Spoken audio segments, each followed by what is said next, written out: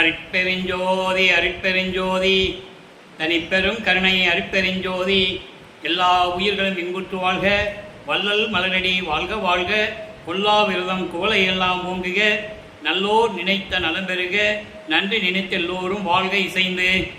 உலக மக்களே, அறிவார்ந்த அன்பர்களே, ஆண்மநேய ஒருமைப்பாடுடைய அன்பர்களே, வளர்ப்பமானவர்கள் அருளிய திருவுட்பாவிலிருந்து அருப்பெருஞ்சோதி ஆண்டவருடைய திருவிளையாடல்களையும் அருப்பெருஞ்சோதி ஆண்டவருடைய மகன்தான் வள்ளல் பெருமான் என்ற உண்மைகளையும் பிரபஞ்சத்தின் உண்மைகளையும் ஏன் வள்ளலார் இந்த பூலோகத்திற்கு வருவிக்கப்பட்டார் என்ற நிலைகளையும் நாம் விரிவாக பார்த்து கொண்டிருக்கிறோம். அருப்பெருஞ்சோதி ஆண்டவர் 1/1/1823 ஆண்டு தன்னுடைய திருவிளையாடலை தொடங்குகிறார். 30/1/1874 இரவு 12 மணிக்கு அவருடைய திருவிளையாடலை முடித்துக் கொள்ளுகிறார். ஆக 51 ஆண்டுகள் இந்த பூலோகத்தில் என்ன நடந்தது, அருப்பெருஞ்சாண்டவர் ஏன் தனது மகனாகிய வள்ளல் பெருமானை இந்த பூலோகத்திற்கு ஒரு தாயின் வழியாக வருவிக்க செய்தார் என்ற நிலைகளையெல்லாம் பார்த்து கொண்டிருக்கிறோம். இந்த 51 ஆண்டுகளையும் 8 ஆண்டுகளாக பிரித்து தன் மகனுக்கு அருளை கொடுத்து கொண்டிருக்கிறார் அருப்பெருஞ்சோதி ஆண்டவர். அந்த நிலையில் நாம் பார்த்து கொண்டிருக்கிறோம். அந்த வகையிலே நமது பிள்ளை பெருமானவர்கள் 5/10/1823 ஆண்டு சிதம்பரம் அருகில் இருக்கின்ற மருதூர் என்ற கிராமத்திலே வசித்து கொண்டிருந்த ராமையா பிள்ளை சின்னையம்மருடைய இளர் வாழ்க்கையில் இறைவனுடைய மகனாக வருவிக்கவுற்றார். அந்த திருவிளையாடல்களை எல்லாம் நாம் ஏற்கனவே பார்த்து விட்டோம். அந்த தாயின் கருவறையில் இருக்கும்போது கருவறை இருட்டாக இருக்கிறது என்று சொல்லும்போது அருப்பெருஞ்சாண்டவர் தன் மகனுக்கு ஒளிகாட்டியதையும், தந்தையை பசிக்கிறதே என்று கருவறையில் இருந்து சொல்லும்போது தனது மகனுக்கு அருப்பெருஞ்சாண்டவர் அருளமுதம் ஊட்டியதையும், காற்றே வரவில்லையே தந்தையை, புழுக்கமாக இருக்கிறதே, உடம்பு புழுக்கமாக இருக்கிறதே என்று சொல்லும்போது தன் மகனுக்கு அமுத காற்று வீசியதையும் எல்லா திருவிளையாடல்களையும் நாம் ஏற்கனவே பார்த்து விட்டோம். அதன் பிறகு 5/10/1823 ஆண்டு நமது பிள்ளை பெருமானவர்கள் இந்த பூலோகத்தை இந்த மண்ணை தொடும்போது, அதாவது அந்த தாயின் கருவறையிலிருந்து வெளியே வரும்போது பிரம்மன், திருமால், ருத்திரன் போன்ற தேவர்களும் பதத்தலைவர்களும் ரிஷிகளும் முனிவர்களும் எப்படி வாழ்த்து வரவேற்றார்கள் என்பதை எல்லாம் பார்த்தோம். அருள்கடலே, எங்களை ஆளப்போகும் அருள்கடலே வருக வருக என்று வாழ்த்து வரவேற்கிறார்கள். இந்த நிகழ்ச்சிகளை எல்லாம் நாம் ஏற்கனவே பார்த்து விட்டோம். அதன் பிறகு 5 மாத குழந்தையாக இருக்கும்போது நமது குழந்தை இறைவனை சிதம்பரம் அழைத்து சொல்லுகிறார்கள். அங்கே ஒரு திருவிழா நடக்குது. அப்போது அந்த திருவிழா நடக்கும்போது நடராஜன் கோயிலில் எல்லாம் திரையை விலக்கி தரிசனம் பண்ணும்போது இவர் அப்படியே பார்த்துக்கிட்டே இருக்கிறார். தன் மகனுக்கு மட்டும் அருப்பெருஞ்சோதி ஆண்டவர் தன்னுடைய சுயரூபத்தை காட்டுகிறார், வெட்ட வெளியாக காட்டுகிறார் என்பதை திருவருட்பாவின் பாடலின் மூலமாக நாம் ஏற்கனவே பார்த்து விட்டோம். அதன் பிறகு அங்கே மருதூர் பக்கத்தில் பின்னூர் என்ற கிராமம் இருக்கிறது. அங்கே ராமலிங்கேஸ்வரர் கோயில் இருக்குது. அதான் ராமையா பிள்ளையாருடைய குலதெய்வம். அங்கே நமது குழந்தை இறைவனுக்கு மொட்டையடித்து, அதாவது அவங்க சைவ சமயத்தில் இருந்ததுனால அந்த என்ன பழக்க வழக்கங்களும் எல்லாம் செஞ்சிடுறாங்க. மொட்டை அடித்து காது குத்தி கடுக்கானெலாம் போட்டுடுறாங்க. அந்த கடுக்கான கலெக்டர் வந்து அருப்பெருஞ்சாண்டவர்ன்றது நம்ம ஏற்கனவே பாடல்களின் மூலமாக நாம் பார்த்துட்டோம். அதன் பிறகு சில மாதங்கள் கழித்து ராமையா பிள்ளை அவர்கள் காலமான உடனே சின்னையம்மையார் அவர்கள் 5 குழந்தைகளை அழைத்து கொண்டு, ஏற்கனவே அவங்களுக்கு பிறந்த குழந்தைகள் 4 பேர் உண்டு உலகியலிலே, 2 பெண் பிள்ளைகள் 2 ஆண் பிள்ளைகள். 5ஆவதாக வருவிக்கவுற்றவர் நமது குழந்தை இறைவன் பிள்ளை பெருமானவர்கள். அருப்பெருஞ்சாண்டவர் தன் மகனுக்கு செல்வப்பிள்ளை என்று பெயரிட்டதனால் நான் அவரை பிள்ளை பெருமான் என்றுதான் கூறுவதுண்டு. உலகியலிலே ராமலிங்கம் என்று கூறுவார்கள். அதன் பிறகு திரு அருட்பிரகாஷ் வள்ளலார் என்ற பெயர் மக்களால் அழைக்கப்பட்டார். ஆக இந்த நிலையில் இருக்கும்போது காலமான உடனே ராமையா பிள்ளவர்கள் இறந்த உடனே சின்னையம்மையர்கள் இந்த 5 குழந்தைகளை அழைத்து கொண்டு பொன்னேரி அருகில் இருக்கின்ற கிராமத்திற்கு செல்லுகிறார்கள். சின்ன காவனம் என்ற ஒரு கிராமம். சில காரணங்களால் அவங்களால் தொடர்ந்து அங்கு இருக்க முடியவில்லை. சென்னையிலே வந்து குடியேறுகிறார்கள். அவர்கள் குடியேறிய பகுதி ஏழுகிணர் பகுதியில் இருக்கின்ற வீராசாமி முதலியார் தெருவிலே குடியேறுகிறார்கள். நமது குழந்தை இறைவன் வளர்ந்து கொண்டிருக்கிறார். இதுதான் முன்னுரை. ஏன்னா முதல் 8 ஆண்டுகளில் என்ன நடந்ததுன்னு நம்ம சொல்லணும். அப்போது நமது குழந்தை இறைவன் வளர்ந்து கொண்டிருக்கிறார். ஆண்டுகள் உருண்டோடுகிறது. குழந்தை இறைவனை நமது பிள்ளை பெருமானவர்களை அங்கே பள்ளியிலே கொண்டு போய் சேர்க்கிறார்கள். படிக்க முடியாதுன்னு வெளியே வந்துட்டார். ஏன் படிக்க முடியாதுன்னு வெளியே வந்தார் என்ற காரணத்தை சுத்த சன்மார்க்கத்தை பெற்ற பிறகு 6ஆம் திருமுறையிலே கூறுகிறார். அதாவது அவங்க அப்பா வந்து தன்னுடைய மகன் வந்து எந்த வாத்தியார்கிட்ட போய் கல்வி கற்கக்கூடாதுன்னு நினைக்கிறாராம். அதே மாதிரி தன் மகன் யாரையும் இந்த உலகில் குருவாக ஏற்றுக்கொள்ளக்கூடாது. இந்த நிலையில் இறைவனுடைய திருவிளையாடல் நடப்பதனால் அப்போ அவருக்கு தெரியாது, குழந்தை இறைவனுக்கு என்ன தெரியும், அவருக்கு தெரியாது. அதனால் பள்ளிக்கூடத்துலேருந்து படிக்க முடியாது வெளியே வந்துட்டார். ஒரு குழந்தை பள்ளிக்கூடத்தில் சேர்த்து படிக்க முடியலைன்னு வெளியே வந்துட்டா, பள்ளிக்கூடத்துக்கு போக முடியாதுன்னு சொல்லிட்டா, அந்த வீட்டில் அந்த குழந்தைக்கு எவ்வளோ பிரச்சனைகள் இருக்குன்னு நமக்கு தெரியும். திட்டுவாங்க, ஏசுவாங்க, சாப்பாடு கொடுக்கும்போதெல்லாம் திட்டுவாங்க. இப்படி நிலைகள்லாம் அவருக்கு உருவாகி கொண்டு இருக்கிறது. ஸோ அவருடைய மனம் வேதனைப்படுகிறது. 8 வயது குழந்தை இறைவனுக்கு மனம் வேதனைப்படுகிறது. ஏன் இந்த உலகத்தில் பிறந்தோம் என்ற நிலை அவருக்கு தோன்றும் போது அவருக்கு ஒரு அமைதியான ஒரு இடம் தேவைப்படுகிறது. அப்படி தேடி கண்டுபிடிச்ச இடம் தான் கந்தக்கோட்டம் என்ற ஒரு முருகன் கோயில் அங்கே இருக்குது. அங்கே போய் படுத்துக்கிறது. எல்லோரும் தூங்கி எந்திரிக்க முன்னால் இவர் எந்திரிச்சு போயிடுறது. எல்லாம் தூங்கின பிறகு தான் நைட்டில் வீட்டில் படுத்துக்கிறது. இப்படியே நிலை தொடர்ந்து கொண்டு இருக்கிறது. 8 ஆண்டுகள் முடிந்து விட்டது. 51 ஆண்டுகளை 8 8 பிரிக்கும் போது இந்த ஒரு 8 முடிஞ்சு போச்சு.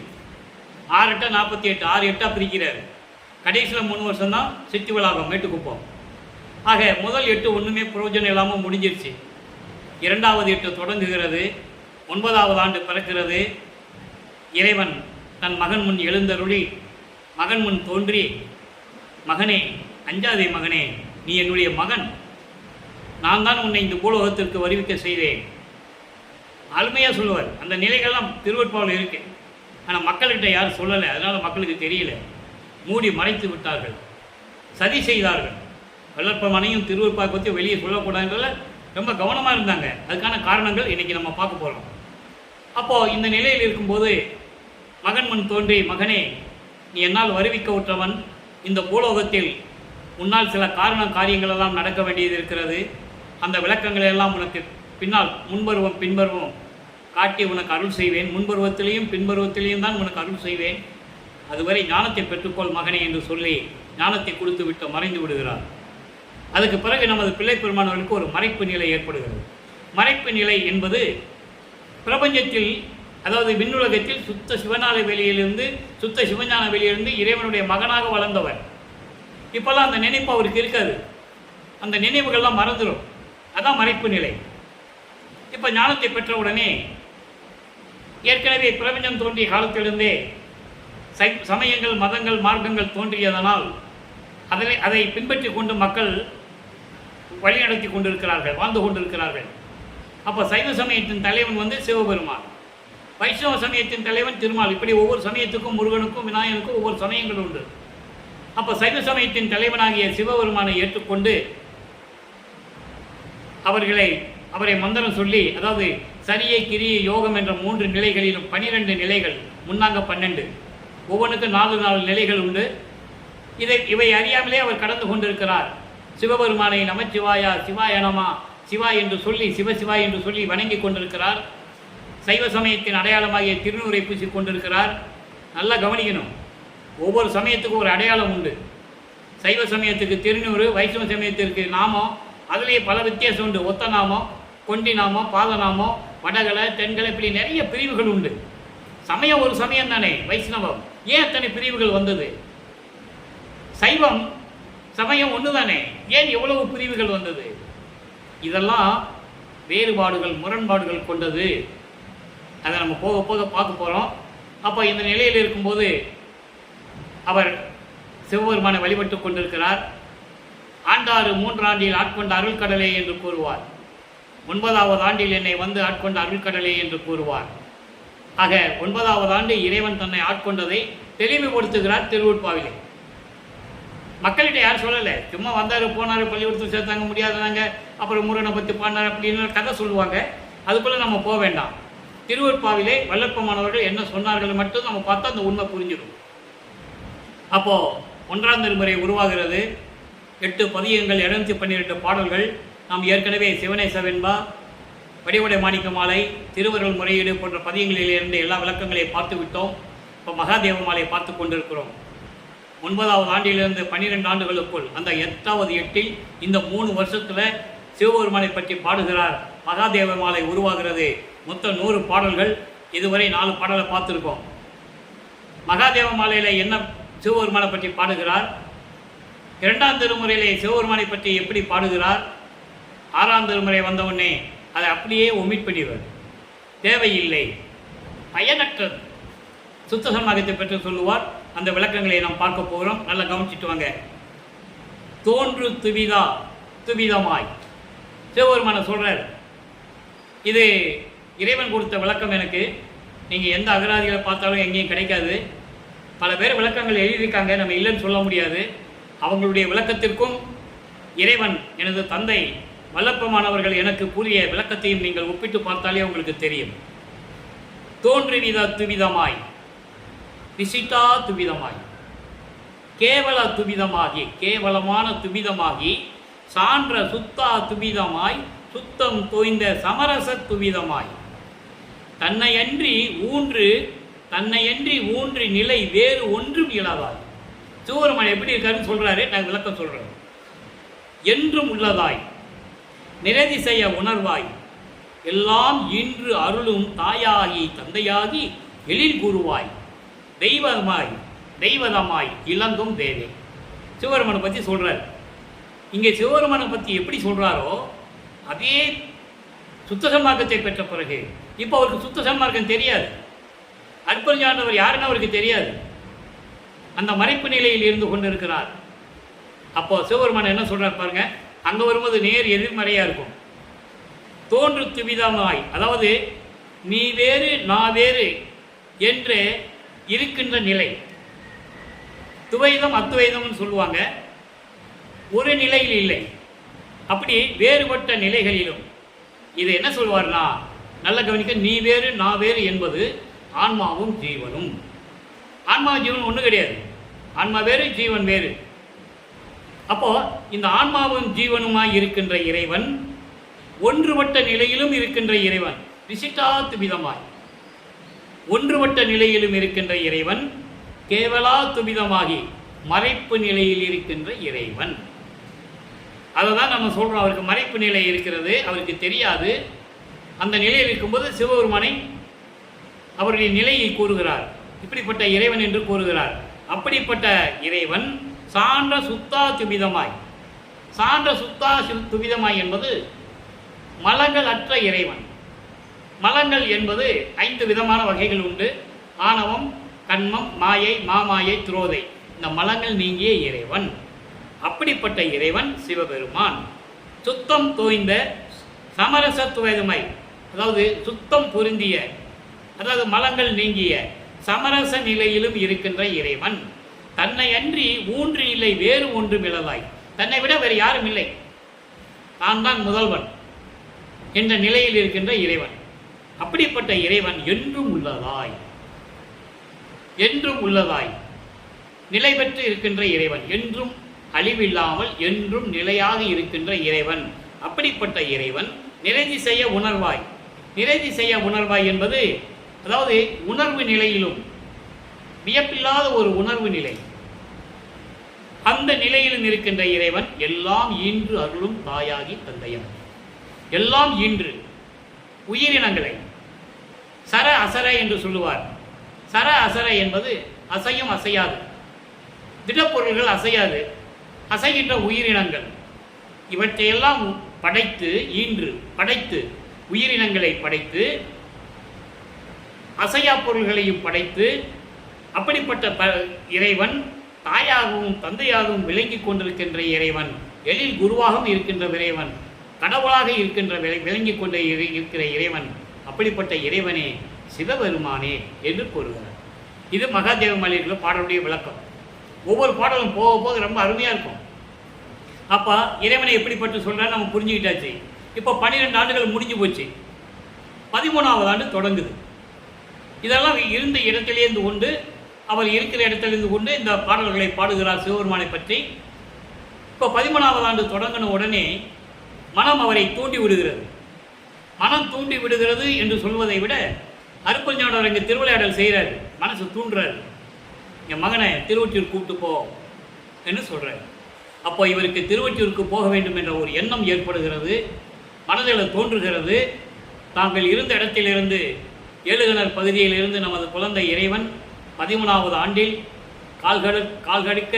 கால் வலிக்க திருவொற்றியூருக்கு நடந்து செல்லுகிறார். அங்கே இருக்கிற சிவபெருமான் பேர் தியாகராஜ பெருமானை வணங்கி எப்படியாவது அருளை பெற வேண்டும் என்ற நிலையில் நமது குழந்தை இறைவன் மனக்கலக்கத்துடன் அவ்வளவு துயரங்களையும் துன்பங்களையும் தாங்கிக் கொண்டு, 13 வயது தான், 13 ஆண்டு, போகிறார். அங்கே சிவபெருமானை பற்றி பாடுகிறார். 2ஆம் திருமுறை உருவாகிறது. 113 பதியங்கள், 1207 பாடல்கள். உருகி உருகி மனம் உருகி உருகி பாடுவார். எந்த விதமான பிரயோஜனம் இல்லை. அங்கே திருவிளையாடல் நடக்குது. சிவபெருமானை வச்சு அருட்பெருஞ்சாண்டவர் திருவிளையாடல் பண்ணிக்கிட்டு இருக்காரு. நல்லா புரிஞ்சுக்கணும் நீங்கள். அதாவது பிரம்மன், திருமால், ருத்திரன், மகேஸ்வரன், சதாசிவம் போன்ற பதத்தலைவர்களை உருவாக்கி அவங்களுக்கு 5 உலகங்களையும் கொடுத்து தொழிலையும் கொடுத்து அருளாட்சி செய்ய சொன்னது அருட்பெருஞ்சாண்டவர் என்பதை நம் பாடலின் மூலமாக பார்த்து கொண்டிருக்கிறோம். அருட்பெருஞ்சோதி அகவலிலே உண்டு. சிருட்டி தலைவரை, சிருட்டி அண்டங்களை அருள் திறர் வகுத்த அருட்பெருஞ்சோதின்னு சொல்லுவார். இதே 1ஆம் திருமுறையில் திருவடி போயிடுச்சு பார்க்க போகிறோம். அங்கே சொல்லுவார், மறையவன் செயல் உலக ஆக்கின்ற அதிகாரை வாழ்வு இந்தருளும் பதம். அங்கே அருட்பெருஞ்சாண்டவர் சொல்ல முடியாது, தெரியாது. மறையவன் பிரம்மன். பிரம்மன் உலகை படைத்து படைக்கும் தொழிலை செய்யக்கூடிய ஆற்றலை கொடுத்தது சிவபெருமான் என்று சொல்லுவார். அங்கே அருட்பெருஞ்சோதி சொல்ல தெரியாது. அப்படியே நீங்கள் 6ஆம் திருமுறைக்கு வந்தீங்கன்னா அகவலில் சொல்லிடுவார், சிருட்டி தலைவரை, சிருட்டி அண்டங்களை அருள் திரள் வகுத்த அருட்பெருஞ்சோதி. சிருட்டி தலைவர்னா பிரம்மன், சிருட்டி அண்டங்கள் படைக்கும் உலகங்கள், இவற்றையெல்லாம் படைத்து பிரம்மனை உருவாக்கி கொடுத்தது அருட்பெருஞ்சாண்டவர். அப்போ அருட்பெருஞ்சாண்டவர் அவருக்கு தெரியாது. சமயத்தில் இருக்கும், சைவ சமயத்தில் இருக்கும்போது நான் அறிவில்லாமல் சொல்லிட்டேன்னு சொல்லுவார். அற்பறிவாக இருந்தேன், அதனால் நான் சொல்லிட்டேன், அதை விட்டுருங்க, அது தேவையில்லைன்னு சொல்லுவார். அதுக்கான ஆதாரங்கள்லாம் திருவருட்பாவில் இருக்குது. யாரும் மறுக்க முடியாது, மறக்கவும் முடியாது. அப்போ இந்த நிலையில் இருக்கும்போது இப்போ 2ஆம் திருமுறை உருவாகிறது. தியாகராஜரை பற்றி பாடுறாரு, ஒரு பிரயோஜனம் இல்லை, கிடைக்காது. அதுக்கப்புறம் திருமலை வயலுக்கு போகிறார். ஆண்டுகள் உருண்டோடுகிறது. அங்கே திருமலை வயலுக்கு போகிறாரு. நடந்து தான் போகணும், கால் வலிக்க போகிறாரு. அங்கே இருக்கிற சிவபெருமானவர் மாசிலாமணி மாசிலாமணி மாசிலாமணி மனம் உருகி பாடுவார். ஒரு பிரயோஜனம் கிடையாது, அருளே கிடையாது. நீ ஊமை மாதிரி நின்றுட்டு இருக்க, என்ன பண்ண போகிறேன்னு தெரியல அப்படின்னு சொல்லி வந்துட்டு, இனிமேல் நான் இங்கெல்லாம் வர முடியாதுப்பா, என் கால் வலிக்குது, நீ என்னன்னு கேட்க மாட்டேன்ற, நடந்தெல்லாம் வர முடியாதுன்னு சொல்லிட்டு அங்கே சொல்லிட்டு வந்துடுவார். வந்தோடனே திருவள்ளித்தாயத்துக்கு போவார். வில்லிவாக்கம் பக்கத்தில் இருக்குது, ஒரு 15 கிலோமீட்டர் தொலைவில் இருக்கும். அங்கே போவார். அங்கே இருக்கிற சிவபெருமானை பற்றி பாடுவார். எந்த விதமான பலனும் இல்லை. அங்கே தான் ரொம்ப கோபமாக அவருக்கு ஒரு கோபம் வந்துடும். கோபம்னா மன உளைச்சல், மன வருத்தம். நமக்கு ஏன் இன்னும் இவன் சிவபெருமான் அருளை கொடுக்கல? அருட்பெருஞ்சாண்டவர் தெரியாது. இவர் அருளை வாங்கினதுனா அருட்பெருஞ்சாண்டவர்கிட்ட தான். அப்போ சிவபெருமான்கிட்ட அவர் எந்த அருளையும் வாங்க முடியாது. அப்போ அங்கேயும் சொல்லுவார், பெற்ற மகனை தெருவில் விட்டு விட்டானே என்று இந்த உலகம் உன்னை பழிக்கப் போகிறது. உன்னை இழிவாக பேசும் இந்த உலகம், அதற்காகத்தான் நான் வருத்தப்படுகிறேன். விரைவில் எனக்கு அருள வேண்டும்லாம் சொல்லுவார். எந்த விதமான பலனும் இல்லை. ஆண்டுகள் உருண்டோடுகிறது. இப்போ நமது பிள்ளை பெருமான் அவர்களுக்கு 16 ஆண்டுகள் நடைபெற்று கொண்டிருக்கிறது. 2வது நடக்குது. 1824ஆம் ஆண்டிலிருந்து 1840 ஆண்டுகள் வரை இந்த 16 ஆண்டுகளில் நமது பிள்ளை பெருமானுடைய நிலை என்ன, எந்த நிலையில் இருந்தார் என்பதையும், எப்படியெல்லாம் அருட்பெருஞ்சாண்டவர் திருவிளையாடல் நடக்கிறது என்பதையும் பார்த்து கொண்டிருக்கிறோம். இப்போ பாடலை கவனிங்க, நல்லா கவனிக்கணும். நான் ஏன் மறுபடியும் சொல்கிறேன்னா, வல்லப்பவனை பற்றி பேசும்போது அவரும் சிவபெருமானை கும்பிட்டவர் தான்ப்பா, அவரும் திருநூறு பூசினவர் தான்ப்பா, அவரும் உத்தராட்ச மாலையை போட்டவர் தான்ப்பா, நமச்சிவாயம் சொன்னவர் தான்ப்பா அப்படின்லாம் பேசிகிட்டு இருக்காங்க. உண்மைதான், திருவருட்பாவிலே இருக்கு, உண்மைதான். ஆனால் சுத்த சன்மார்க்கத்தை பெற்ற பிறகு அது தேவையில்லைன்னு சொன்னார்ல, அப்போ அதை விட்டுணும்ல, அதை பேசணும் இல்லை. அவர் சுத்த சன்மார்க்கத்துக்காக இங்கே வந்தார் உலகத்துக்குன்னு சொல்லணும் இல்லை. அந்த நிலையை நீங்கள் புரிஞ்சுக்கணும். இப்போ சிவபெருமான்கிட்ட என்ன சொல்கிறாரு? துணையிலே நினது திருவடி அல்லால் துட்டனேன் எனினும் என் தன்னை இணையிலாய் உனது தொண்டர்தம் தொண்டன் என செயல் நின் அருள் இயல்பே. அணையிலாது அன்பர் உள்ளகத்து ஓங்கும் ஆனந்த வெள்ளமே. அரசே, பனையில் வாழைகள் பாய் ஒற்றியம்பதியில் பறிந்து அருள் செய்யும் பரமே. பாடல். இப்போ சிவபெருமான் என்ன சொல்கிறாரு? சிவபெருமானே, உன்னை தவிர எனக்கு யாரும் துணை இல்லை. நான் துஷ்டன் தான், அதாவது நான் கெட்டவன் தான், நான் துஷ்டன், நான் இல்லைன்னு சொல்லலை, நான் கெட்டவன் தான். என்றாலும் என்னை நீ சேர்க்காவிட்டாலும், அதாவது நான் துஷ்டன் கெட்டவன் என்று நீ என்னை சேர்க்காவிட்டாலும் பரவாயில்லை. உன்னை தவிர எனக்கு வேறு துணை இல்லை. ஆனால் இவன் கெட்டவன் சொல்லி நீ என்ன உன் கூட சேர்க்காட்டாலும் பரவாயில்லை. உன்னுடைய தொண்டர்கள் இருக்காங்கல்ல, அந்த தொண்டர்களுக்கு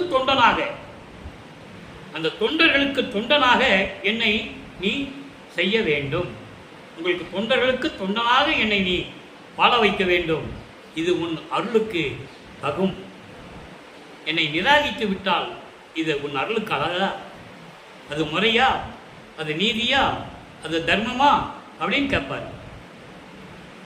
அப்போ கேட்டுட்டு சொல்றாரு, அணையில்லாத அன்பர், அதாவது எல்லா நிலைகளையும் கடந்த, அதாவது மலங்களை கடந்து, மாயைகளையும் மயக்கங்களையும் கடந்து, உலக விடயங்களாகிய பெண்ணாசை, மண்ணாசை, பொன்னாசை நிலைகளையெல்லாம் கடந்தவர்களுடைய உள்ளத்தில் விலகி கொண்டிருக்கின்ற இறைவனே, ஆனந்த வெள்ளமே, அரசே, பண்ணைகளும் பூஞ்சோலைகளும் நீர்நிலைகளும் பச்சை பசேரென்று சூழ்ந்து கொண்டிருக்கின்ற வயல்களும் இருந்து கொண்டிருக்கின்ற விளங்கி கொண்டிருக்கின்ற திருவொற்றியூரிலே இருக்கின்ற இறைவா அருள் செய்யும் பரமே, எனக்கு அருள மாட்டாயா? மற்றவங்களுக்கெல்லாம் அருளை கொடுத்துக்கிட்டு இருக்க, நான் பார்த்துக்கிட்டு தானே இருக்கேன். நீ எனக்கு அருளை கொடுக்க மாட்டாயா? ஏன் எனக்கு இந்த நிலை? ஏன் இந்த நிலை? நான் இந்த பூலோகத்திற்கு வராமலே இருந்திருக்கலாமே. ஒரு சாதாரண குழந்தையாகவே நான் பிறந்திருக்கலாமே. இவ்வளவு துன்பங்கள் துயரம் எனக்கு தேவையில்லையே. உன்னுடைய துணைதான் எனக்கு, வேற யாரும் இல்லை. என்னை நீ கெட்டவனா நினைச்சு நீ என்னை ஒதுக்கிட்டாலும் பரவாயில்ல, உங்கூட சேர்க்காட்டாலும் பரவாயில்ல. உன்னுடைய தொண்டர்கள் இருக்காங்கல்ல, அந்த தொண்டர்களுக்கு தொண்டனாக கூட எனக்கு செய்யக்கூடாதா? இது அழகா? உன் தந்தைக்கு மரபுக்கு அழகா, அருளுக்கு அழகா அப்படின்னா கெஞ்சி கேட்கிறார். ஒரு பிரயோஜனம் இல்லை. இப்போ 16 ஆண்டுகளில் எப்படி இருந்து நம்ம பார்த்துட்டோம். நீ ஒவ்வொரு எட்டும் பார்க்க போகிறோம். அப்படி ஒவ்வொரு எட்டும் பார்க்கும்போது அதற்கு ஏற்றபடி 6ஆம் திருமுறையில் எப்படி இருக்குன்னு நம்ம சொல்லணும். அதான் மக்களுக்கு புரியும். வளப்பமானவர்கள் சைவ சமயத்தின் போது தான் இப்படி இருந்திருக்கிறாரு. அப்போ அவருக்கு அற்புதஞாண்டவர் தெரியாது, சுத்த சன்மார்க்கம் தெரியாது. அதனால திண்ணூறு பூசிக்கிட்டு நமச்சிவாயா சிவாயனம்னு சொல்லிட்டு இருந்திருக்கிறாரு. இது வரைக்கும் நம்மகிட்ட யாரும் சொல்லலை, இப்போதான் நமக்கு விளக்கம் தெரியுது அப்படின்னு உங்களுக்கு புரியணும். 6ஆம் திருமுறையில் பதிகம் 41, அங்கே பதிகம் 41 6வது பாட்டை பார்த்துட்டோம். சிவபெருமான்கிட்ட எப்படி சொல்கிறான்னு பார்த்துட்டோம். அதே இது பதிகம் 41 அருட்பெருஞ்சாண்டவர்கிட்ட எப்படி சொல்கிறாரு? காட்சி கழிப்பு. தலைப்பு சொன்னாலே எவ்வளவு மங்களகரமாக இருக்கும் பாருங்க. அப்படி உடம்புல சிலுக்கும். இறைவனை பார்த்த காட்சியை மகிழ்வோடு உலக மக்களுக்கு சொல்லுவது காட்சி கழிப்பு. இறைவனை பார்த்தது சொல்கிறாரு. அங்கே அது வரைக்கும் அவர் பார்க்கல, சொல்ல முடியாது. சிவபெருமான் என்னை பார்த்து தெருவழியாக ஓடுறாரு. 3வது எட்டில் வரும். வளப்பவனுக்கு 24 ஆண்டுகள் ஆகும்போது 1847ஆம் ஆண்டில் திருவொற்றியூரில் இவரை பார்த்து சிவபெருமான் ஓடுறதெல்லாம் திருவொற்றியூரில் சொல்லியிருக்காரு. அருளை வாங்கலை. இப்போ அருளை எப்படி வாங்குகிறார்? எப்படிப்பட்ட இறைவன்? அன்பர்களே, நான் ஒரு விஷயம் சொல்லுங்க கடமைப்பட்டு இருக்கிறேன். நான் ஏற்கனவே சொன்னது தான். எனக்கு தமிழ் இலக்கணம் இலக்கியெல்லாம் தெரியாது. இறைவன் கொடுத்த விளக்கத்தை தான் நான் 5 வருஷமாக யூடியூப்பில் பேசிகிட்டு இருக்கேன். 6 திருமுறைக்கு விளக்கம் கொடுத்துருக்காரு எனது தந்தை வளர்ப்புமானவர்கள். நான் கொடுக்குற விளக்கம் நீங்கள் எந்த தமிழ் அகராதிகளை பார்த்தாலும் கிடைக்காது. யாராவது விளக்கம் எழுதியிருந்தாலும் நீங்கள் படித்து கம்பேர் பண்ணி பார்த்துக்கங்க. இந்த விளக்கம் யாராலையும் கண்டிப்பாக சொல்ல முடியாது. இறைவனை எப்படி சொல்கிறார் பாருங்க. செய்யானை, கரியானை, பசுமை ஆனானை, திகழ்ந்திடும் பொன்மை ஆயினானை, வெண்மை ஆயினானை. 5 கலர் சொல்கிறார், 5 நிறம் சொல்கிறார். செய்யானை சிவப்பு, கரியானை கருப்பு, பசுமையானை, பசுமைன்னா பச்சை, பொன்மை என்ன மஞ்சள், வெண்மை என்ன வெள்ளை. இந்த 5 நிறங்கள் கொண்ட இறைவன் சொல்கிறார். இது எப்படி நீங்கள் சொல்லுவீங்க? எந்த தமிழ் அகராதியிலையும் கிடையாது. எத்தனை PhD வாங்கியிருந்தாலும் சரி, அவங்க இந்த விளக்கம் சுத்த சன்மா விளக்கம் கொடுக்க முடியாது. நூல் விளக்கம், இந்த வரி விளக்கம் வேணால் சொல்லலாமே தவிர சுத்த சன்மார்க்க விளக்கம் சொல்லணும் இல்லை. இது இறைவன் கொடுத்த விளக்கம், இது சத்தியம். இங்கே பாருங்க, செய்யானை. செய்யானை என்பது செந்நிறமுடைய இறைவனை. செந்நிறமுடைய இறைவனை என்னன்னா நெருப்பு. நல்லா கவனிச்சுட்டே வரணும். நெருப்பு. கரியானை, கருமை நிறம் கொண்ட இறைவனை. கரும் மேகங்கள் சூழ்ந்த இறைவன். அங்கே நீர் இருக்கு. கருமையானங்க, கருமை நிறம் கொண்ட மேகங்கள். மழை வரும்போது பார்த்தீங்கன்னா மேகங்கள்லாம் கருப்பாக இருக்கும். அப்போ அங்கே நீர் இருக்கு. அப்போது நெருப்பு, நீரை சொல்லிட்டாரு.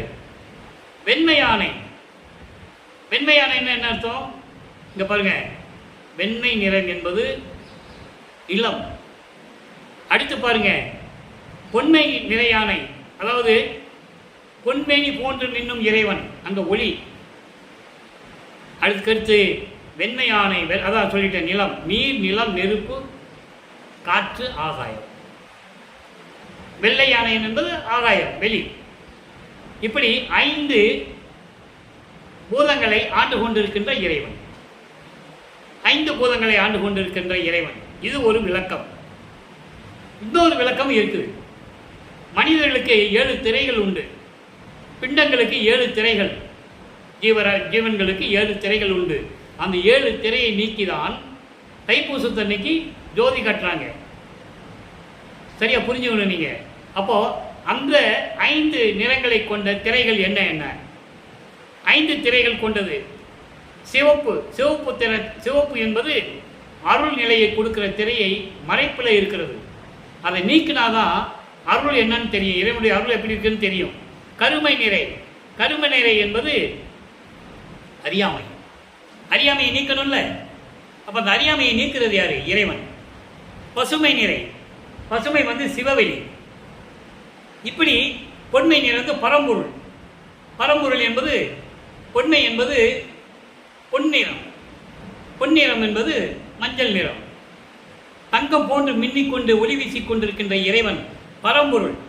வெண்மை என்பது கடவுள் நிலை, கடவுள் நிலைக்கு அருவம், அருவம் என்பது வெட்ட வெளி, அதான் ஆகாயத்தை சொல்றது. இப்படி 5 திரைகளை விளக்குகின்ற இறைவன், 5 பஞ்சபூதங்களையும் ஆண்டு கொண்டிருக்கின்ற இறைவன். நல்லா புரிஞ்சிருக்குன்னு நினைக்கிறேன் உங்களுக்கு. ஆக இப்படிப்பட்ட இறைவனை மெய்யானை, மெய்யானை என்பது உண்மையான இறைவன், இயற்கை உண்மை விளக்கத்தின் அடிப்படையில் தோன்றிய, ஆதியும் அந்தமில்லா தோன்றிய, சுயமாக தோன்றிய அருப்பெருஞ்சோதி ஆண்டவரை உருவமாகவும். ஏன் மெய்யானை இவ்வளவு சொல்லிட்டு உருவமாக சொல்றேன்னா, பின்னால் ஒரு வரி, பொய்யானை. பொய்யானை அப்படின்னா இதெல்லாம் இல்லாதவன் அப்படின்னா என்ன? அருவம், உருவமாகவும் அருவமாகவும். நல்லா கவனிச்சுட்டே வரணும். இவ்வளவு விளக்கங்கள் இருக்கு திருவருட்பாவில இறைவனுடைய நிலையை சொல்லும் போது. இதெல்லாம் யார் சொன்னது? பிரபஞ்சத்தில் வளப்பமான தவிர யார் சொல்ல முடியாது. அப்படிப்பட்ட மெய்யானை, பொய்யானை அருவமாகவும், மெய் பொய் இலா கையா, மெய் பொய் இல்லா வெளியானை, உருவம் இல்லாமலும் அருவம் இல்லாமல் இருக்கின்ற வெட்ட வெளியில் இருக்கின்ற இறைவனை, அந்த வெட்ட வெளியைத்தான் நமது பிள்ளை பெருமான் அவர்களுக்கு 5 மாத குழந்தையாக இருக்கும்போது சிதம்பரத்திலே அருப்பெருஞ்சோதி ஆண்டவர் காட்டியது. அப்படிப்பட்ட வெளியானை, ஒளியானை, ஒளி வீசிக் கொண்டிருக்கின்ற இறைவனை, பிரபஞ்சம் முழுவதும் பரிபூரணமாக ஒளி வீசிக் கொண்டிருக்கின்ற இறைவனை அடுத்து சொல்றார் பாருங்க, விளம்புவார்க்கு கையானை. எப்படிப்பட்ட வார்த்தை தெரியுமா அது? விளம்புவார்க்கு கையானை. தன்னை வேண்டுகின்றவர்களுக்கு, தன்னை வணங்குகின்றவர்களுக்கு. அப்போ வணங்குகின்றவர்கள் யார்? அகவினத்தார், புறவினத்தார்னு சொல்ற. கொலையும் புலையும் தவிர்த்து இருக்க வேண்டும். அப்படிதான் அகவினத்தார், அவங்க தான் சுத்த சன்மார்க்கத்தை சேர்ந்தவர்கள். அப்போ சுத்த சன்மார்க்கத்தில் இருந்து வேண்டுகின்றவர்களுக்கு கையில் கிடைத்த இறைவன் கையானை, உள்ளங்கையில் கிடைத்த இறைவன் போன்றவன். அதான் சொல்லுவாரு, கொல்லாமை விரந்தன்னை கொண்டார் தம்மை தல்லானை, கொலையும் புலையும் தல்லாரை தழுவானை. எந்த உயிரை நான் கொல்ல மாட்டேன் அப்படின்னு விரதம் எடுக்கின்றவனை இறைவன் தல்லானை, தள்ளிவிட மாட்டான், அணைத்துக் கொள்ளுவான். கையில் கிடைத்த இறைவன். விளம்புவார்க்கு கையானை. அதே போல கொலையும் புலையும் தல்லாரை, அதெல்லாம் நீக்காதவர்களை, உயிர்களை கொலை செய்வது, மாமிசத்தை எடுத்து சாப்பிடுவது, அந்த கொலை செஞ்ச அந்த பிணத்தை, அந்த உடம்பை, நாறுகின்ற உடம்பை, துர்நாற்றம் பிடித்த உடம்பை தன் உடம்பிற்காக உணவாக எடுத்துக் கொள்வது, இப்படிப்பட்டவர்களுக்கு இறைவன் அருள் கிடைக்காது. அதான் சொல்றாரு, விளம்புவார்க்கு கையானை. சுத்த சன்மார்க்கத்தில் இருந்து கொண்டு உயிர் இரக்கத்தோடும் தயவோடையும் கருணையோடையும் ஜீவகாரணிய ஒழுக்கத்தோடையும் இருந்து கொண்டு வணங்குகின்றவர்களுக்கு கையில் உள்ளங்கையில் கிடைத்த இறைவன். அப்படிப்பட்ட இறைவனை, அப்படிப்பட்ட அருப்பெருஞ்சோதி ஆண்டவரை அடுத்து சொல்றார் பாருங்க, என்னை எடுத்து அணைத்து கொண்ட கையானை. என்னை எடுத்து அணைத்து கொண்ட கையானை அப்படின்னா அவர் எங்கிருந்து எடுத்தாரு? சமயங்களில், மதங்களிலும், மார்க்கங்களிலும் 32 ஆண்டுகள் சென்னையில் இருந்தபோது நமது பிள்ளைப்பெருமான் அவர்கள் பட்ட துன்பங்களும் துயரங்களும், அந்த சைவ நெறியிலே இருந்து கொண்டு அவர் இறைவனை அருளை பெற முடியாமல் இருந்த நிலையை மாற்றி தன் மகனுக்கு சுத்த சன்மார்க்கத்தை கொடுத்து அந்த சமய குழியிலிருந்து எடுத்து, அந்த சாக்கடையிலிருந்து வெளியே எடுத்து, அந்த பாதாள சாக்கடையிலிருந்து வெளியே எடுத்து தன் உடம்பை சுத்தப்படுத்தி எடுத்து அணைத்து கொண்ட கையானை. அப்படிப்பட்ட கரம் கொண்ட, அருள் கரம் கொண்ட இறைவனை எவ்வளவு அழகா சொல்றேன்னு பார்ப்ப நீங்க கவனிக்கணும். ஏன்னா சிவபெருமான் ஒரு சமய சைவத்தின் தலைவன், வழிபடுவது உண்டு. இன்றும் பிரபஞ்சங்கள் 4 யுகங்கள் முடிந்தும் கூட இன்னும் வணங்கிக் கொண்டிருக்கிறார்கள். அது அவருடைய சுதந்திரம். ஏன்னா படிப்படியாக, வாழையடி வாழையாக அவங்க மனசுல பதிய வச்சு ரத்தத்துல ஊறி இன்னும் அவங்களால மறக்க முடியல. யுகங்கள் எப்ப அழிஞ்சதோ அப்பவே இந்த சமயங்களும் மதங்களும் மாற்றங்களும் அழிஞ்சு போச்சு. யுகங்கள் அழியும் போது தரமட்டமாகி போச்சு. ஒவ்வொரு யுகமுக்கு ஆயுள் காலம் உண்டு. கிரேத யுகத்துக்கு 17,28,000 வருஷம் இருந்தது. கலங்க மார்க்கம் எல்லாம் அழிஞ்சு போச்சு. அதுக்கப்புறம் கிரேத யுகம் தோன்றுது, திரேத யுகம் தோன்றுது. திரேத யுகத்தில் திராவக மார்க்கம், அந்த இதில் தோன்ற சமயங்கள், மதங்கள், மார்க்கங்கள்லாம் முடிஞ்சு போச்சு. அதே மாதிரி துவார யுகம், துவார யுகத்தில் நவநீத மார்க்கம், அவனுடைய ஆட்சி. யார் ஆட்சி? கிருஷ்ணனுடைய ஆட்சி. திரேத யுகத்தில் ராமன்.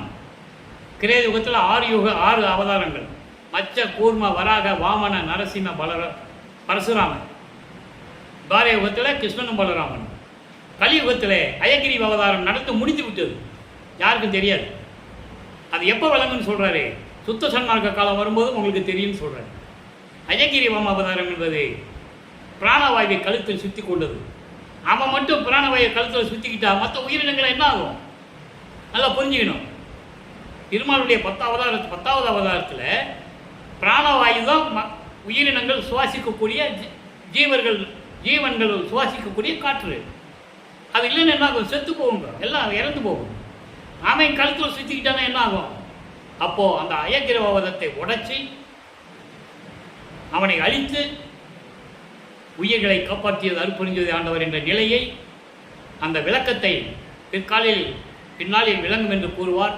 இந்த விளக்கம், இந்த சுருக்க விளக்கம் எனக்கு வள்ளற்பெருமான் அருளியது என்பதை இங்கே சொல்லிக் கொள்வதில் பெருமைப்படுகிறேன். அப்போ இந்த நிலையில் இருக்கும்போது இறைவன் என்ன சொல்றாரு? என்னை எடுத்து அணைத்து கொண்ட கையானை, தன்னுடைய திருக்கரத்தால், அருள் கரத்தால் என்னை சமய புலியிலிருந்து வெளியே எடுத்து சுத்த சன்மார்க்கத்தை கொடுத்து என்னை அணைத்து கொண்ட இறைவன். இந்த ஒரு வரிக்கு இன்னொரு பாடல் விளக்கம் சொல்ல நான் கடமைப்பட்டிருக்கிறேன். ஏன்னா என்னால் சொல்லாமல் இருக்க முடியாது. விளக்கங்கள் நான் சொல்லியே ஆகணும். சன்மார்க்க கொடி கட்டி அந்த பாட்டில் சொல்லுவார், வெறித்த சமய குழியில் விளைந்தேன் தன்னை விழாத வகை மறித்து பேரறிவு அளித்த ஒரு வள்ளல் கொடி. அதாவது சமய குழியில, நான் சென்னையில் இருக்கும்போது சமய குழியில் விழுந்துருவானோ அப்படின்னு நான் நினைச்சுக்கிட்டு இருக்கும்போது என்ன அதில் விழாத வகை என்னை மறித்து தடுத்து எடுத்து பேரறிவு அளித்த வள்ளல் கொடி. பேரறிவு, சுத்த சன்மார்க்க அறிவு, சாகா கல்வி, மரணமில்லா பெறுவார். அதை தான் இங்கே சொல்றாரு, என்னை எடுத்து அணைத்து கொண்ட கையானை, என்னை என்றும் கையாதானை. பாருங்க எவ்வளவு இலக்கண எதுகை முனையோட பாடல். என்னை என்றும் கையாதானை, என்னை வெறுக்காதவனே, என்னை ஒதுக்காதவனே, என்னை என்றும் வெறுக்காதவனே, என்னை தன்னை விட்டு விலகி வைக்காதவனே, என்னை தள்ளிவிடாமல் என்னை காத்து கொண்டிருக்கின்ற இறைவனே என்று சொல்றேன்.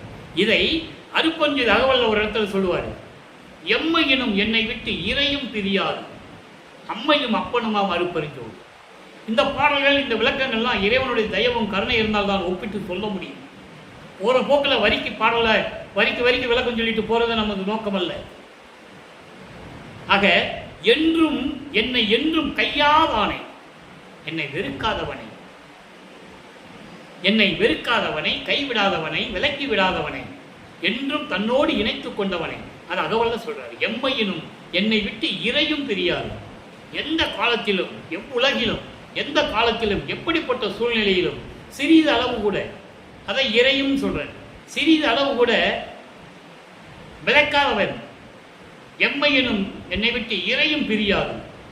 அப்போ என்னோடையே இருக்கிறான். அம்மையும் அப்பனுமான அருட்பெருஞ்சோதி, என்னை பெற்றெடுத்த தாயும் தந்தையும் அவன்தான் என்று கூறுகிறான். ஒரு பாடலிலே கூறுவார், நீயே என் தந்தை அருளுடையாய், என்னை நேர்ந்து பெற்ற தாயே என்று கூறுவார். தன்னை பெற்றெடுத்ததனால் தாய் என்று கூறுகிறார். தன்னை காத்து வளர்ப்பதினால் தந்தை என்று கூறுகிறார். தாய்க்கும் தந்தைக்கும் வேறுபாடுகள் உண்டு. பெற்றெடுத்தவள் தாய், அவனை வளர்த்து ஆளாக்கி இந்த உலகிலே வாழ வைப்பது தந்தை. அதனால்தான் இறைவனை தாயும் தந்தையும் என்று கூறுகிறார். நல்லா புரிஞ்சுக்கணும் நீங்க. அது மட்டுமா, வருவித்த வண்ணமும் நானே, இந்த மாநிலத்தை செய்யும் வண்ணமும் தானே. அதாவது இந்த பூலோகத்தினை வருவிக்க செஞ்சது நீதானே, எனக்கு எல்லா அருளையும் கொடுத்து வாழ வைத்துக் கொண்டிருப்பது நீதானே என்று கூறுவார். இன்னொரு பாடலிலே சொல்லுவார், என்னையும் இரக்கம் தன்னையும் ஒன்றாக இருக்க இசைவித்து மன்னி வாழ்வுற வருவித்த கருணை வள்ளல் நீ. நானும் இறக்கமும் ஒண்ணுதாயா அப்படி இந்த பூலோக மக்களுக்கு தெரிஞ்சுக்கணும். அதுக்காகவே இந்த பூலோகத்துக்கு வர வச்சியே அன்னு சொல்ற. ஆக அப்படி என்னை என்றும் கையாதானை அப்படி சொல்லிட்டு எய்யானை. எய்யானைன்னா என் உள்ளத்தில் என்றும் நீங்காதவனை, என் உள்ளத்தை விட்டு வெளியே போகாதவனை, நிரந்தரமாக என் உள்ளத்தில் இருக்கின்றவனை அப்படின்னு சொல்றாரு. அப்படிப்பட்ட இறைவனை அடுத்து சொல்றதுதான் ரொம்ப முக்கியம். ஏன்னா வளர்ப்பமான சாமியார்னு சொல்லுவாங்க, துறவின்னு சொல்லுவாங்க, பாடலாசிரியன்னு சொல்லுவாங்க, எழுத்தாளர்னு சொல்லுவாங்க, எல்லாம் சொல்லுவாங்க. இறைவனுடைய மகன் இறைவனாகி விட்டார்னு சொல்ல மாட்டாங்க. இங்க சொல்றாரு, நல்லா கவனிக்கணும். இங்க சொல்றாரு, இவர் யாரு? வளர்ப்பமான் யார்? என்னை என்றும் கையாதனை சொல்லிட்டாரா? எவ்வுலகமும் ஏத்த என்னை ஈன்றானே, எவ்வுலகமும் ஏத்த என்னை ஈன்றானே. எல்லா உலகங்களும் என்னை வணங்க வேண்டும். அதை வணங்குவதற்காகவே என்னை ஈன்றானை, என்னை தன் அருளால் ஈன்றெடுத்த தந்தை என்று சொல்லுகிறார். யார் சொன்னது? மக்கள்கிட்ட சொல்லல, ஒருத்தர் கூட சொல்லலை. நினைச்சு பாருங்க, எவ்வளவோ பேசுனதை நீங்க கேட்டிருப்பீங்க. வல்லப்பம்மன் யாருன்னு சொல்ல மாட்டாங்க, சொல்ல தெரியாது. அவங்களுக்கு தெரிஞ்சதெல்லாம் மருதூரில் சின்னையம்மையாருக்கும் ராமையா பிள்ளைக்கும் 6வது மணிக்கு 5வது மகனாக பிறந்தார். அங்கே சிதம்பரத்துக்கு கூட்டு போனாங்க, சிரிச்சாரு. சிதம்பரத்தில் பேர் வச்சாங்க. எல்லாமே முரண்பாடாக இருக்கும். பேர் வச்சது வேற இடம். ஏன் சிரிச்சாருன்னு யாருக்கும் சொல்ல மாட்டாங்க, சொல்ல தெரியாது. சென்னைக்கு போனாங்க, ரோட்டில் திரிஞ்சார், அப்புறம் திருநெல்வேலியில் திரிஞ்சார், திருவொற்றிக்கு போனார், அங்கே போனார், இங்கே போனார், கல்யாணம் பண்ணார், மனைவி விட்டுட்டு அப்படியே வந்துட்டார். கடைசியில் தர்மசாலையை அமைச்சார், சாப்பாடு போட்டார். அதுதான் உண்மை. தர்மசாலை அமைச்சார், பசிக்கு சோறு போட்டார். அதுக்கப்புறம் சித்தி உலகம் போனார், ரூமை பூட்டினார், காணாமல் போயிட்டார். அப்படியே சொல்கிறது, ரூமை பூட்டினார், மறைஞ்சிட்டாரு, காணாமல் போயிட்டார், முடிஞ்சிருச்சு. மக்கள் அதையும் நம்பிக்கிட்டு இருக்காங்க. அப்படி இல்லை, அங்கே தான் இருக்காரு. அங்கே இருந்துக்கிட்டு தான் 5 தொழிலையும் செஞ்சுக்கிட்டு இந்த பிரபஞ்சத்தை இயக்கிக்கிட்டு இருக்கிறார். அங்கே அப்பா கூப்பிடுறாரு மகனை. நான் ஏற்கனவே கூறியிருக்கேன் நண்பர்களே, இங்கே பேசுகிறது அத்தனையும் கற்பனை இல்லை, கதை இல்லை, திருவொற்பாவில் இருக்கின்ற பாடல்களுடைய விளக்கங்கள். அவங்க அப்பா கூப்பிடுறாரு, மகனே நீ வந்துருப்பா, உனக்குன்னு ஒரு உலகம் இருக்குது. எல்லா வயலுக்கும் உலகம் கொடுத்தேன், உனக்கு கொடுக்க மாட்டேன்னா நீ தனி உலகத்தில் இருந்து நீ ராஜ்யம் செய்ய அப்படின்னு சொல்லும்போது அவர் சொல்கிறாரு, இல்லை, நான் இதே சித்தி வளாகத்தில் இந்த குடிசையிலே இருந்து கொண்டு நான் இந்த பிரபஞ்சத்தை இயக்குகிறேன். விரிப்பிலே மாலையன் பதவி வேண்டியும் கொல்லேன். எனக்கு அந்ததெல்லாம் வேண்டாம். நீ என்னோடு இருக்கிறாய், நீ என்னோடு கலந்து விட்டாய். நீ இல்லாமல் நான் இல்லை, நான் இல்லாமல் நீ இல்லை. ஆனால் நான் இருந்து கொண்டே பிரபஞ்சத்தை இயக்குகிறேன் என்று கூறுகிறார் வல்லப்பமான். சித்தி வளாகத்தில் இருந்து கொண்டு, மேட்டுக்குப்பத்தில் இருந்து கொண்டுதான் இந்த பிரபஞ்சத்தை இயக்குகிறார் என்பதை நான் பதிவு செய்ய கடமைப்பட்டிருக்கிறேன். புனிதமான இடம், அற்புதமான இடம், தந்தையும் மகனும் ஒன்றாக இருக்கிற இடம்.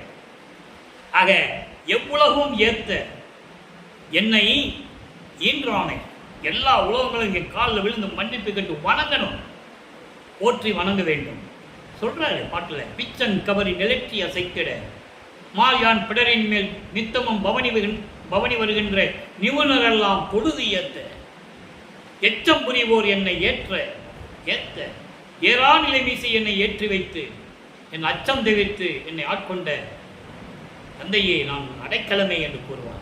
எல்லாரும் என்னை வணங்குகிறார்கள் என்று கூறுகிறார். இங்க இருக்கிறவங்க அவரை துறவின்னு சொல்றாங்க. எப்படி நியாயம் அது? எப்படி நியாயம் அது? நினைச்சு பாருங்க. அவர் என்ன சொல்றாரு, நான் கடவுளுடைய மகனு, நான் தான் இந்த பிரபஞ்சத்தை இயக்குறேன். 30/1/1874 12 மணியிலிருந்து எல்லா உயிரையும் நான் தான் படைச்சு காத்துக்கிட்டு இருக்கேன், எல்லாருக்கும் நான் தான் அருள் கொடுத்துக்கிட்டு இருக்கேன் அப்படிலாம் சொல்றாரு. அவரை போய் துறவின்னு சொல்லலாமா? சன்னியாசின்னு சொல்லலாமா? கல்யாணம் பண்ணது அந்த அம்மாவுக்கு விமோசனம் கிடைக்கணும், அந்த அம்மாவுக்கு ஏற்பட்ட சாவை நீங்கணும், கர்ம வினைகள் அந்த அம்மாவுக்கு ஏற்பட்ட கர்மங்கள்லாம் நீங்கணும். அப்போ இவர் தான் தாலி கட்டணும், அப்போதான் அந்த அம்மாவுக்கு சாப விமோசனம் ஆகும். இவ்வளவு பாடல இருக்கு, ஆனா யாரும் சொல்லலையே. அதான பிரச்சனை. இப்போ சொல்லிட்டாரா, எவ்வுலகம் ஏத்த என்னை ஈன்றானை, எல்லா உலகங்களும் என்னை வணங்கும்படி செய்வதற்காக என்னை எல்லா உலகங்களும் தேவர்களிருந்தும் தேவர்கள், முனிவர்கள், ரிஷிகள் அத்தனை பேரும் என்னை வணங்க வேண்டும் என்பதற்காகவே என்னை ஈன்று இந்த பூலோகத்திற்கு தந்த என் தந்தையை கண்டு கழித்திருக்கின்றேன். அற்புதமான பாடம். எல்லாரும் அவர் வந்து வணங்கிதாகணும், ஒரு வழி இல்லை. இவர் சொல்ற வேலையை தான் அவங்க செய்யணும். அவங்க ஆட்சிகள்லாம் முடிஞ்சிருச்சு. இறைவனுடைய திருவடியில தூசி மாதிரி ஒட்டிக்கிட்டு இருக்காங்களாம். திருவடியில பாட்டு இருக்கு. அப்படிப்பட்ட இறைவனை துறவி என்றார்கள், சன்னியாசி என்றார்கள்.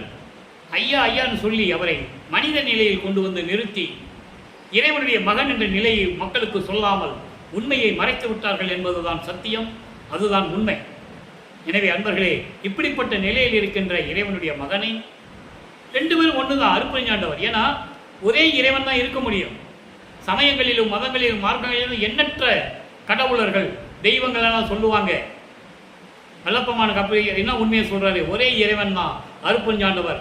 ஒரே இறைவனாக இருக்க வேண்டும் என்பதற்காகத்தான் தான் பிரிந்த சக்தியோடு 51 ஆண்டுகள் அந்த சக்தியை இந்த பூலோகத்திலே மகனாக உலாவ விட்டு இறுதியாக 51 ஆண்டுகள் கழித்து தனது பிரிந்த சக்தியோடு திரும்பி இணைந்து கொள்ளுகிறார் அருட்பெருஞ்சோதி ஆண்டவர். அப்படி நடந்த இடம்தான் சித்தி வளாகம்.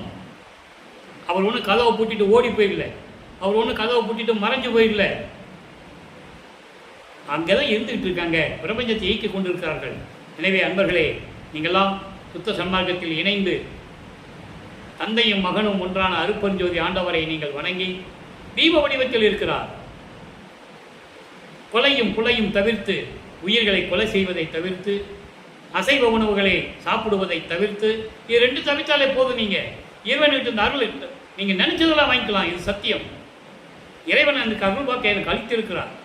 இது 2ஐயும் விட்டுட்டு நீங்கள் அருட்பெருஞ்சாண்டவரை வணங்குங்க, கண்டிப்பாக நீங்கள் நினைத்தது நடக்கும். அப்படி இறைவனுடைய அருளையும் செல்வங்களையெல்லாம் பெற்றுக்கொண்டு நீங்கள் இந்த வையகத்தில் வாழ்வாங்க வாழ வேண்டும். நோயற்ற வாழ்வில், மரணமில்லா பெருவாழ்வில் நீங்கள் வாழ வேண்டும்.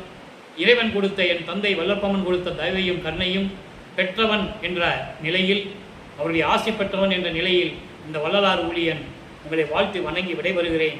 நன்றி, வணக்கம். அருட்பெருஞ்சோதி அருட்பெருஞ்சோதி, தனிப்பெரும் கருணை அருட்பெருஞ்சோதி.